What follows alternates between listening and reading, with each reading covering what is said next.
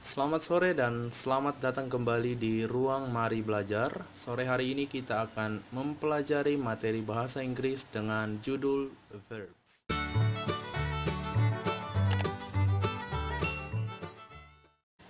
Verbs atau kata kerja adalah kata yang menunjukkan suatu tindakan, kejadian, keadaan, dan sikap di dalam bahasa Inggris.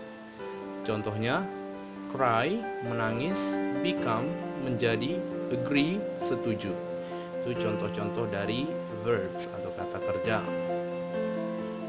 Kemudian jenis-jenis verbs. Yang pertama ada yang disebut dengan infinitive atau kata kerja dasar, atau sering juga disebut dengan verb one, with or without to. Contohnya go atau to go, gitu ya. Infinitif, belum mengalami penambahan atau pengurangan ataupun perubahan dari kata kerja. Yang kedua ada yang disebut dengan past tense atau kata kerja lampau. Biasa juga sering disebut dengan verb to. Contohnya when. Verb pertamanya adalah go, verb keduanya adalah when, ya. Yang ketiga, past participle atau sering juga disebut dengan verb 3. Contohnya gone. Tetapi ada juga verb one yang ditambah ing. Contohnya going. Ini biasa dipakai di dalam continuous tense. Ada juga yang disebut dengan verb one yang ditambah s atau es. Contohnya goes, gitu ya. Ini juga biasa dipakai di dalam present tense sama dengan infinitive atau kata kerja dasar. Tetapi kapan dipakai itu tergantung dari subjek atau personal pronoun yang kita gunakan. Kemarin kita sudah mempelajari ada 7 personal pronoun. Nah, untuk infinitive atau kata kerja dasar verb one dipakai oleh I, you, we, they. Dan untuk verb one yang ditambah s atau es dipakai oleh she, he, dan it, gitu ya. Nah, ada juga kata kerja bantu di dalam bahasa Inggris atau verb to be, is, am, are, was, were. Nah, kapan ini dipakai? Itu. Nah, saya kasih sebuah ilustrasi. Di dalam bahasa Indonesia, kata kerja tidak dipengaruhi oleh waktu kejadian. Tetapi di dalam bahasa Inggris, kata kerja dipengaruhi oleh waktu kejadian. Contoh, pergi. Pergi untuk kejadian yang sudah lampau, di dalam bahasa Indonesia tetap namanya pergi. Untuk hari ini juga pergi. Untuk besok juga pergi. Tetapi di dalam bahasa Inggris, pergi yang kejadiannya sudah berlalu atau kemarin misalnya, itu kita pakai when. Untuk hari ini go. Atau untuk besok go juga, gitu ya. Jadi itu yang mempengaruhi. Dan verb to be dipakai di saat suatu kalimat tidak memiliki kata kerja. Contohnya, dia cantik. Menurut struktur bahasa Indonesia itu sudah benar. Kita terjemahkannya dalam bahasa Inggris, she beautiful. Itu salah menurut struktur bahasa Inggris karena tidak ada kata kerjanya, sehingga dibutuhkan kata kerja bantu untuk kalimat tersebut bisa sempurna di dalam struktur bahasa Inggris. She is beautiful, gitu ya. Karena subjeknya she, maka verb to be-nya adalah is, gitu ya. Oke, next. Jenis-jenis verb berdasarkan penulisannya. Di sini kita sudah bisa lihat ya, ada 2 jenis-jenis verb berdasarkan penulisannya. Yang pertama ada yang disebut dengan regular verbs atau kata kerja beraturan, dan irregular verbs atau kata kerja tidak beraturan. Kenapa disebut beraturan dan tidak beraturan? Itu karena dari verb one ke verb two dan verb three-nya hanya dengan menambahkan d atau ed. Contohnya work, work, work. Decide, decided, decided.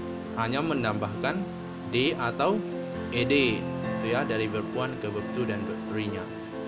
Kemudian di sini dari verb one ke verb two atau verb three tidak ada yang beraturan, gitu ya.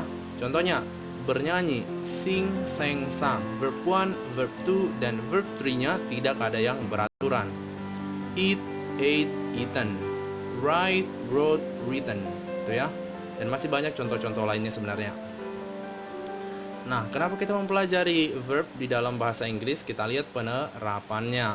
Yang pertama, I go to school.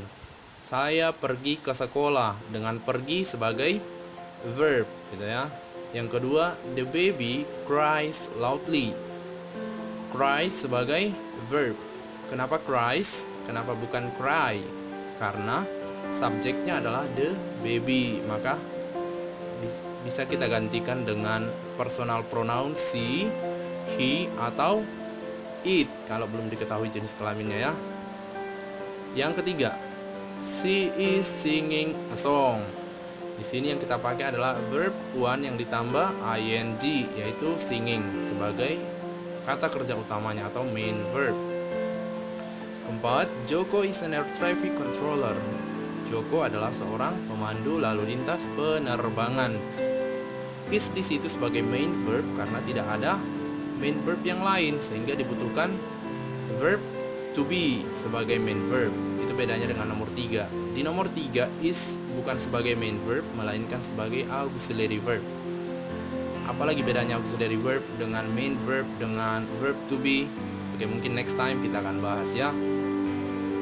Yang kelima, the students studied English yesterday. Studied menggunakan kata kerja yang bentuk kedua karena kejadiannya sudah lampau, yesterday, gitu ya. Next, Vina has lived here since 2017.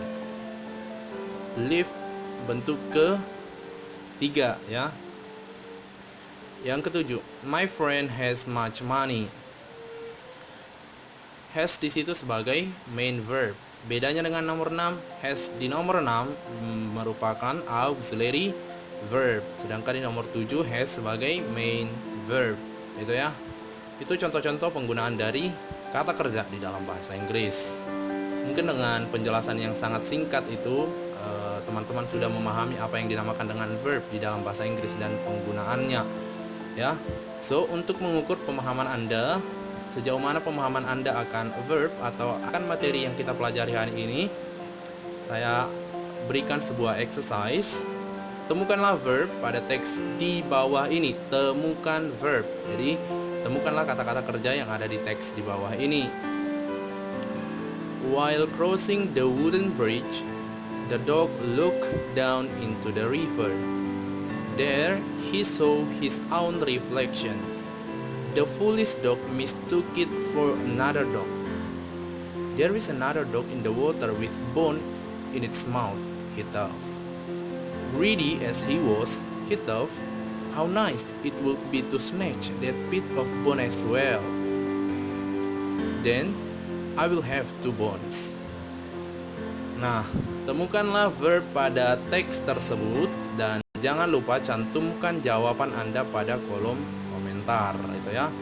Terima kasih sudah menyaksikan video kita. Jangan lupa untuk di-like kalau Anda suka dengan video kita, dan subscribe yang belum subscribe, serta hidupkan tanda loncengnya untuk Anda selalu update dengan video-video kita. Terima kasih. Salam sukses dan stay at home, stay safe.